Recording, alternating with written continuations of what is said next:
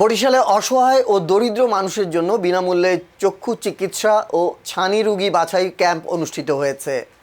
রোববার ১৯ জুলাই নগরীর নথুল্লাবাদে অবস্থিত জামিয়া ইসলামিয়া হোসাইনিয়া মাদ্রাসায় ফ্রি চক্ষু চিকিৎসা ও ছানি রোগী বাছাই ক্যাম্পের আয়োজন করা হয়। এতে আগত রোগীদের চোখ পরীক্ষা, দৃষ্টিশক্তি পরীক্ষা সহ এবং ছানি রোগে আক্রান্ত ব্যক্তিদের চিহ্নিত করে পরবর্তী সময় বিনামূল্যে বিদেশি লেন্স সংযোজন সহ ছানি অপারেশনের জন্য নির্বাচন করা হয়। আয়োজকরা জানান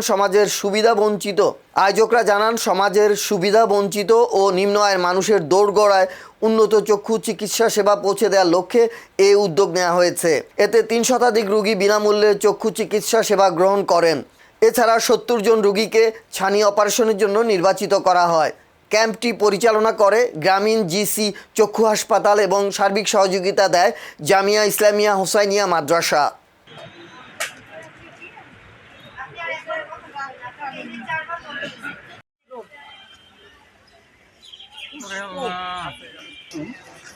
আমি মনিরুজ্জামান, আউটরিচ কোঅর্ডিনেটর অফিসার, গ্রামীণ জিসি চক্ষু হসপিটাল, রূপাতলী, বরিশাল। আমরা আজকে জামিয়া ইসলামিয়া হোসাইনিয়া মাদ্রাসায় একটি চোখের ফ্রি ক্যাম্পের আয়োজন করেছি। এখানে প্রায় 275 জন লোকের আমরা সেবা দিতে পেরেছি। সম্পূর্ণ বিনামূল্যে সেবা দিয়েছি এবং এদের মধ্য থেকে আমরা বাছাই করেছি তাদের চোখে ছানি পড়েছে। সেই ছানির সংখ্যা প্রায় 70+।